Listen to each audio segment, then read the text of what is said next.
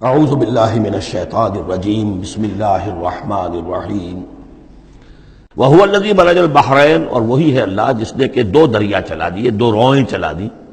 ھذا عذب فرات، یہ ہے بہت ہی عمدہ خوش ذائقہ اور خوشگوار اور میٹھا پانی.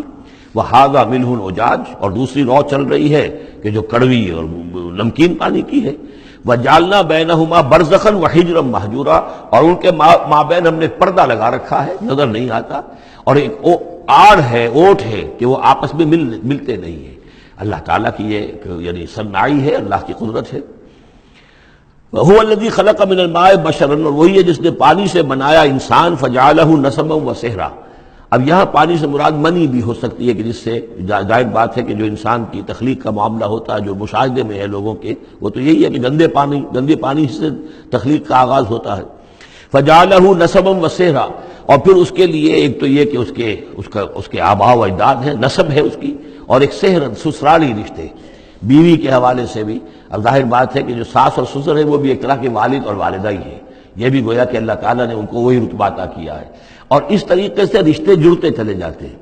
ورنہ تو یہ ہوتا کہ ایک ہی خاندان کے رشتے جو ہیں وہ چلے جا رہے ہیں اور آئسولیٹڈ ہو رہے تھے خاندان. لیکن یہ کہ جب یہ رشتے ہوتے ہیں شادی بیاہ سے تو وہ خاندانوں کے مابین ناطے بن جاتے ہیں، رشتے ہیں اور ناطے ہیں، اور اس طریقے سے تانا بانا جو ہے اس میں نوع انسانی کو اللہ تعالیٰ نے بن رکھا ہے.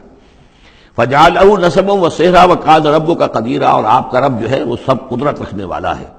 وَيَعْبُدُونَ مِن دُونِ اللَّهِ مَا لَا يَنفَعُهُمْ وَلَا يَضُرُّهُمْ، اور وہ بندگی کرتے ہیں، پرستش کرتے ہیں اللہ کے سوا ان کی جو نہ انہیں کوئی نفع پہنچا سکتے ہیں اور نہ نقصان.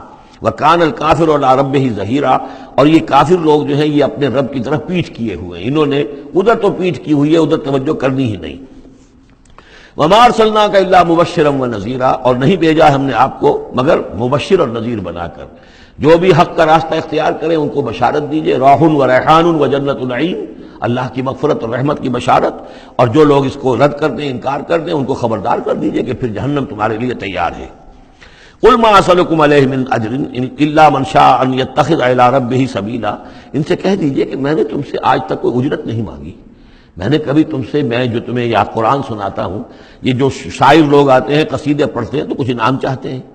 یہ سامر جو آتے ہیں جو کہانیاں سناتے ہیں راتوں کو، سامرن بہی تہجرون جو ہے، تو اس کا معاملہ کیا، وہ بھی تم سے انعام. میں نے کبھی تم سے کوئی مانگا ہے؟ میں خلوص و اخلاص کے ساتھ تمہاری خیر خواہی میں یہ کام کر رہا ہوں.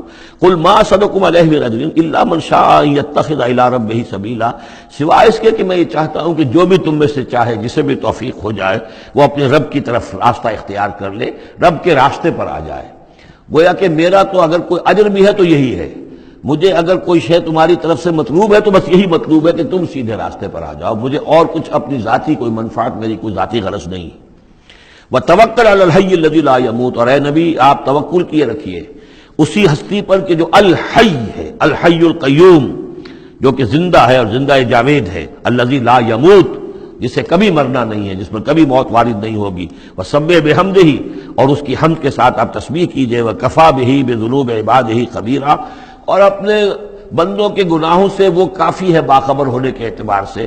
یعنی آپ یہ نہ سمجھیے کہ یہ جو کچھ کر رہے ہیں یہ کہیں ایسا نہ ہو کہ ان کے معاملات جو ہیں کہ ریکارڈ نہ ہو رہے ہوں، انہیں بھرپور سزا نہ ملے.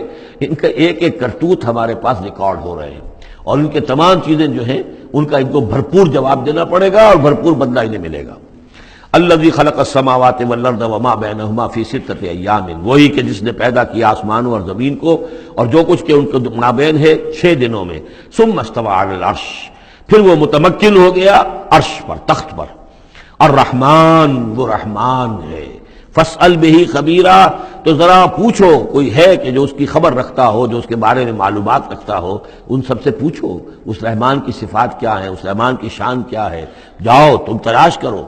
یہ جو کبھی ہم پڑھا کرتے تھے ہائی اسکول میں ہمارے زمانے میں کہ مجھ کو ہے تیری جستجو، مجھ کو تیری تلاش ہے، خالق میرے کہاں ہے تو، مجھ کو تیری تلاش ہے.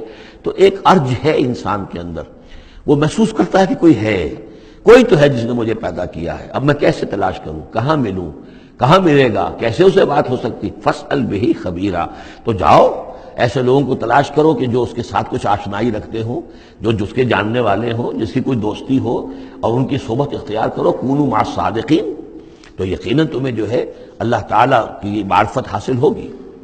وَإِذَا قِيلَ لَهُمُ اسْجُدُوا لِلرَّحْمَٰنِ، اور جب ان سے کہا جاتا ہے کہ سجدہ کرو رحمان کو، قالوا ابر رحمان، کیونکہ یہ رحمان کے لفظ سے بدکتے تھے، یہ صرف اللہ کا لفظ استعمال کرنا چاہتے تھے۔ رحمان جو ہے، یہ جو مشرکین مکہ تھے یہ کہتے تھے یہ نام تم کہاں سے لے آئے ہو، یہ ہمارے لیے قابل قبول نہیں ہے۔ قالوا ابر رحمان، ان کا یہ رحمان کون ہے؟ انسجد لما تأمرنا، کیا ہم سجدہ اسے کریں جس کا تم ہمیں حکم دے رہے ہو؟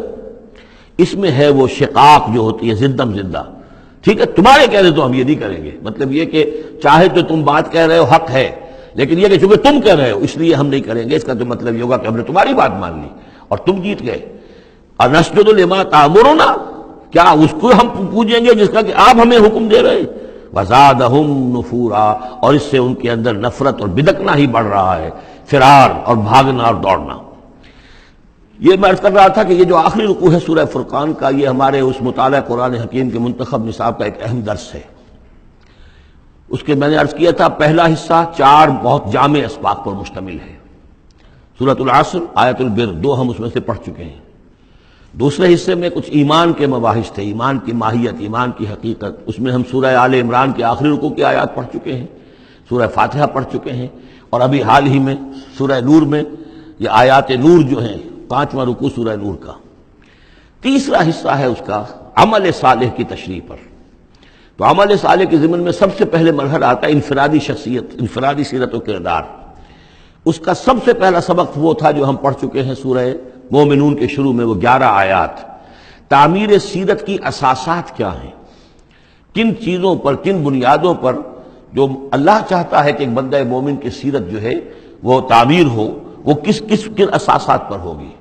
تو قد افلح المؤمنون الذین هم فی صلاتهم خاشعون والذین هم عن اللغو معرضون والذین هم للزکاة فاعلون والذین هم لفروجهم حافظون الا علی ازواجهم او ما ملکت ایمانهم فانهم غیر ملومین فمن ابتغى وراء ذلك فاولئک هم العادون والذین هم لاماناتهم وعهدهم راعون والذین هم علی صلواتهم یحافظون اولئک هم الوارثون الذین یرثون الفردوس هم فیها خالدون۔ تو یہ تو گویا کہ اساسات ہیں۔ اب یہ کہ وہ پوری تعمیر شدہ شخصیت، میچور بندہ مومن، پوری تعمیر شدہ شخصیت، اس کے خد و خال کیا ہوں گے، وہ ہیں کہ جو اس رکوع میں آ رہے ہیں۔ ایک میچور بندہ مومن کی شخصیت جو ہے اس کے کیا خصائص ہیں، کیا اوصاف ہیں۔ لیکن اس سے پہلے 2 آیات کے اندر ایمان کے ضمن میں جو قرآن مجید کا جو فطری طرز استدلال ہے اس کا خلاصہ آ گیا ہے۔ تبارک الذی جعل فی السماء بروجا، بہت بابرکت ہے وہ ذات جس نے کہ آسمان میں برج بنائے، وجعل فیہا سراجا وقمرا منیرا، اور اس میں رکھ دیا ایک چراغ اور چاند جو کہ روشن ہے۔ اب یہاں نوٹ کیجئے کہ سورج کو سراج کہا ہے۔ سورج میں چونکہ کمبسچن کا عمل تحریک، جل رہا ہے، اس کے اندر حرارت ہے، لہذا اس کو چراغ کہا ہے، اور قمر کو نور کہا ہے صرف، کیونکہ یہ ریفلیکشن ہے۔ قمر کے اندر کوئی جو ہے پروسیس کمبسشن کا نہیں ہے، کوئی اس کے اندر حرارت نہیں ہے، بلکہ وہ تو ٹھنڈی جگہ ہے، ایسے ہی جیسے کہ ہماری زمین کی سطح ہے ویسے ہی اب تو جا کر لوگ دیکھ بھی آئے ہیں اپنے قدموں تلے، یوں بھی سمجھیے کہ اس زمین کو روند بھی آئے ہیں، چاند کی زمین کو۔ تو یہ اس کا نور ہے، لیکن وہ نور ریفلیکٹڈ ہے، اور سراج جو ہے وہ ہے اصل میں سورج۔ وَهُوَ الَّذِي جَعَلَ اللَّيْلَ وَالنَّهَارَ خِلْفَةً، اور وہی ہے جس نے کہ دن اور رات کو بنا دیا ہے ایک دوسرے کے پیچھے لگا ہوا۔